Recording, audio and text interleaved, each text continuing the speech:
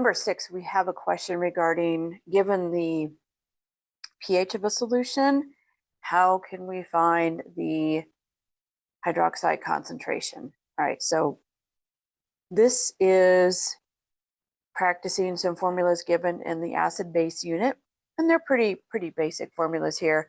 We do know that, I'll go ahead and write the formulas up here. pH plus POH equals 14.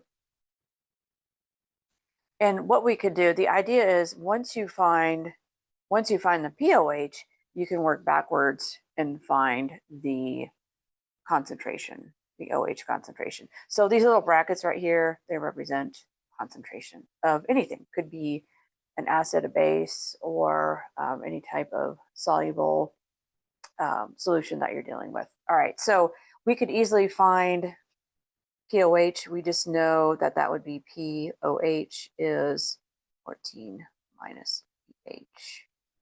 Easy enough. We'll just take 14 minus our 9.6, and we have 4.4.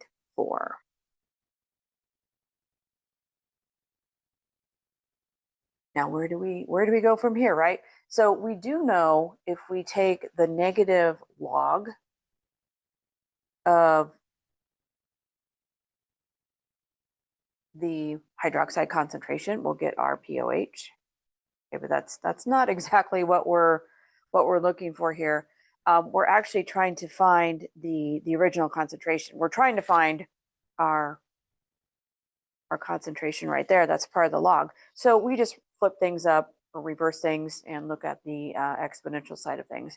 So what we do is we say, okay, 10 to the negative pOH equals OH.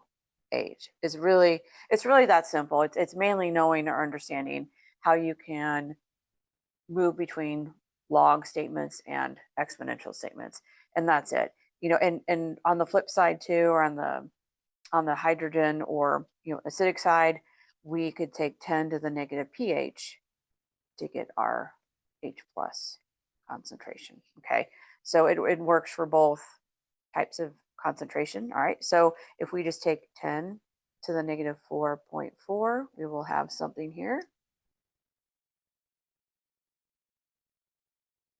We'll have 3.98, 10 to the negative 5.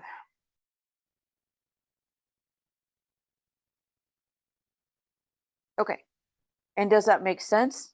You can be dealing with, so the OH concentrations and the H concentrations are going to be pretty tiny, right? They're going to have a coefficient and then 10 to the negative something because they're really small concentrations. I would think that fits. I mean, 9.6 is actually, that is basic.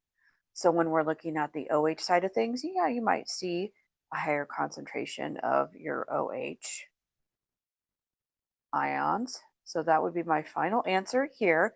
Again, it's the 10 to the negative 4.4, and the resulting concentration, if you plug it into your calculator, is going to be approximately 3.98 times 10 to the negative 5. Thank you.